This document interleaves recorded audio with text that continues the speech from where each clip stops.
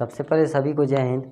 इस वीडियो में हम आपको बताएंगे पक्षांतर करना। और जैसा कि आपको पता है पक्षांतर करना कितना इम्पोर्टेंट है किसी भी सवाल को हल करने के लिए। लगभग में सभी सवाल में थोड़ा बहुत पक्षांतर जरूर आ जाता है। अगर आपको नहीं पता है तो पूरा सवाल किया हुआ गलत हो जाता है। ठीक है, तो पक्षांतर जानना बहुत ज़रूरी है।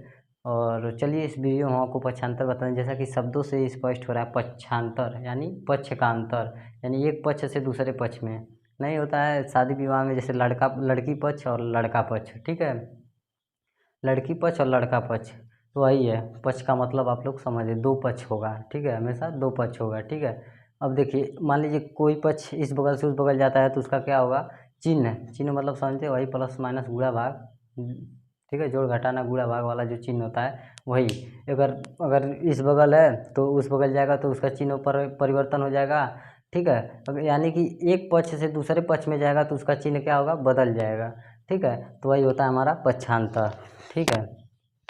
तो चलिए समझ लेते हैं पहले, उसके बाद फिर तब इसके थ्योरी को समझेंगे पक्षांतर के, ठीक है।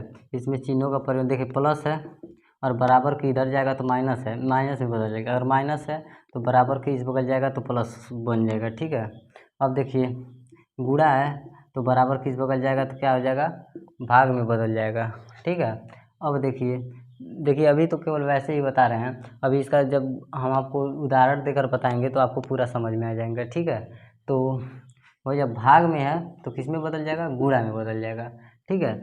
अब देखिए, अब इसका थोड़ा सा अब इसका थ्योरी समझ लेते हैं, ठीक है। देखिए किसी भी संख्या या राशि, आप लोग नोट कर लीजिएगा। अच्छा चलिए हम लिख भी दे रहे हैं, एक बार मुंह से बोल दे। किसी संख्या या राशि को जब एक पक्ष से दूसरे पक्ष में जाता है तो क्या होता है, चिन्ह बदल जाता है। उसका क्या होता है, चिन्ह बदल जाता है। यानी कि इस पक्ष से अगर इस पक्ष जाएगा तो उसका अगर प्लस में रहेगा तो माइनस में हो जाएगा, माइनस में रहेगा प्लस में हो जाएगा, ठीक है। तो अगर इस बगल से इस बगल जाएगा तो क्या होगा, यानी अगर इस बगल से इस बगल भी जाएगा तो भी होगा, और इस बगल से इस बगल जाएगा तो भी होगा, ठीक है। किसी भी बगल, बस इसके बराबर के इधर उधर होना चाहिए, या इस बगल या इस बगल। यानी कि मान लीजिए इस बगल है तो इस बगल जाएगा तो गुणा में बदल जाएगा, ठीक है। अब देखिए, अब ये गुणा है, जब इस बगल जाएगा तो भाग में बदल जाएगा, ठीक है, यही है। तो चिन्ह हमेशा इसका मतलब बदल जाएगा अगर बराबर को उधर जाएगा। इसे हम लोग बराबर बोलते हैं, इसे इंग्लिश में इसे इक्वल बोलते हैं, ठीक है। तो चलिए इसके हम थ्योरी यानी इसकी परिभाषा को लिख देते हैं, पक्षांतर की परिभाषा को। तो वैसे लिखने में थोड़ा टाइम लगेगा और थोड़ा हमारी राइटिंग स्पीड उतना बेटर नहीं है कि जल्दी जल्दी हम आपको लिख दें, ठीक है। तो इसको समझ गए होंगे। अब इसके हम परिभाषा को लिख देते हैं। चलिए इसकी परिभाषा को आप समझ लीजिए। पक्षांतर किसी भी संख्या या राशि, जैसा कि हम आपको पहले भी बताए हैं, किसी भी संख्या या राशि को एक पक्ष से दूसरे पक्ष, यानी जैसे कि हम आपको बताए हैं इसके पहले, ले जाना पक्षांतर कहलाता है, ठीक है। एक पक्ष से दूसरे पक्ष में। चलिए इसके कुछ उदाहरण को भी समझ लेते हैं, ठीक है। तो क्या हम लोग समझे थे, अगर प्लस है तो क्या होगा, माइनस में बदल जाएगा, माइनस है तो प्लस में बदल जाएगा। अगर गुणा है तो भाग में बदल जाएगा, अब भाग है तो गुणा में बदल जाएगा। अब कैसे इसी संबंधित कुछ उदाहरण को समझ लेते हैं। चलिए इस वाले उदाहरण को समझ लेते हैं, पहले वाले को, ठीक है। मान लीजिए पहला है हमारा, यह दूसरा है, यह तीसरा है और यह चौथा है, ठीक है। अब देखिए पहले वाले उदाहरण के अनुसार, तो मान लीजिए पहले वाला उदाहरण के अनुसार यक्स प्लस 5 बराबर 8, आप लोग कुछ भी ले सकते हैं, ठीक है। यक्स प्लस 5 बराबर 8, ठीक है।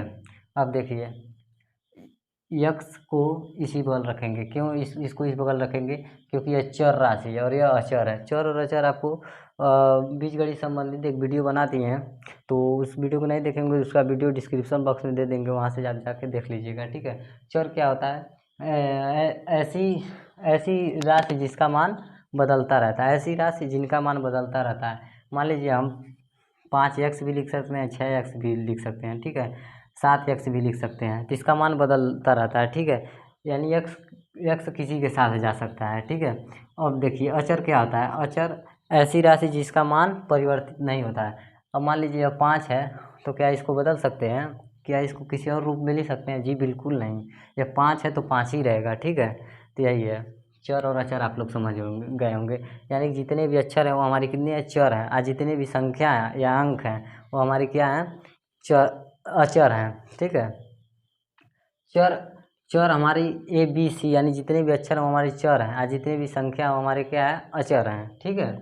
तो अचर वाले पद को यानी इसको इस बगल ले जाएंगे। देखिए इसका साइन क्या है 5 है, देखिए 5 के पहले प्लस का चिन्ह है तो ये उस बगल जाएगा, ये 8 ऐसे ही रहेगा, उस बगल जाएगा तो क्या होगा माइनस में हो जाएगा, ठीक है। तो 1 बार 8 में से 5 गया 3 होगा, तो यही हमारा 3 आंसर हो जाएगा, ठीक है। तो आप पहले वाले को समझ गए होंगे पूरी अच्छी तरह से। अब दूसरा वाला देख लीजिए, ठीक है।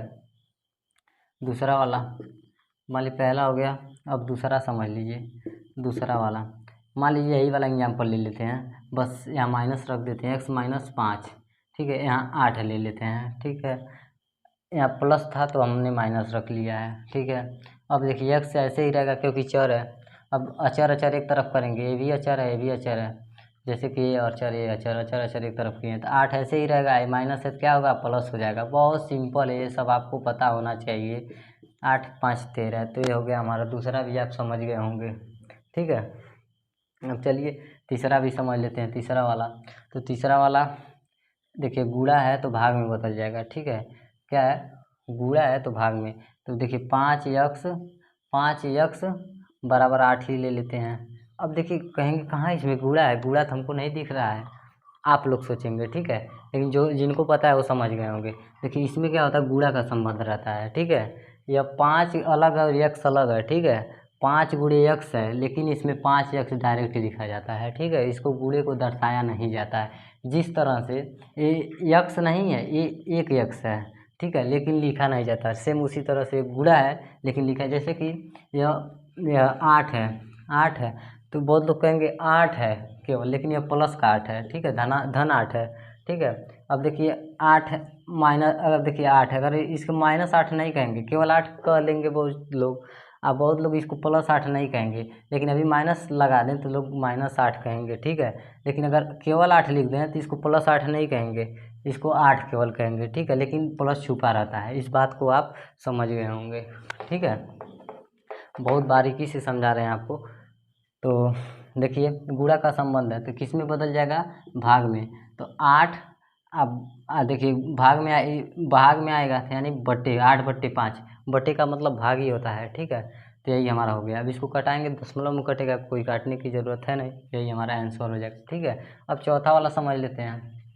चौथा वाला आपको दिख रहा होगा जी, चौथा वाला समझ लेते हैं। क्या है, भाग है, भाग है तो भाग का मतलब होता है हमारा, चलिए कुछ भी आप लोग ले लीजिए, 5x/3 ले लीजिए, कुछ भी आपकी जैसी मर्जी, 8 ही चलिए ले लेते हैं, ठीक है। अब देखिए क्या बोला है, भाग है तो गुणा में बदल जाएगा, ठीक है। देखिए इसको हम लोग क्या कहते हैं, तिरछा गुणा, तिर्यक गुणा कहते हैं। देखिए 20/1 लिख लीजिए, तिर्यक गुणा बोलते हैं। देखिए इसका गुणा इसमें हो जाएगा, देखिए जैसा कि हम तिर्यक गुणा लगाए हैं चिन्ह, इसका गुणा इसमें हो जाएगा तो ठीक है। 1 गुणे 5x, ठीक है। अब बराबर 3 गुणे 8, 3 गुणे 8 तो 5x, ठीक है। अब 8 त्रिक 24, 24 हो गया, ठीक है। गुणा में बदला कि नहीं बदला, बदल गया ना। तो 5x बराबर क्या हो गया, 24 हो गया, ठीक है। तो यह गुणा में हमारा बदल गया, तो ठीक है आप लोग समझ गए होंगे। तो अब बस आप लोग इस तरह चिन्हों को परिवर्तित करना समझ गए होंगे। चलिए मिलते हैं नेक्स्ट वीडियो में, तब तक के लिए जय हिंद।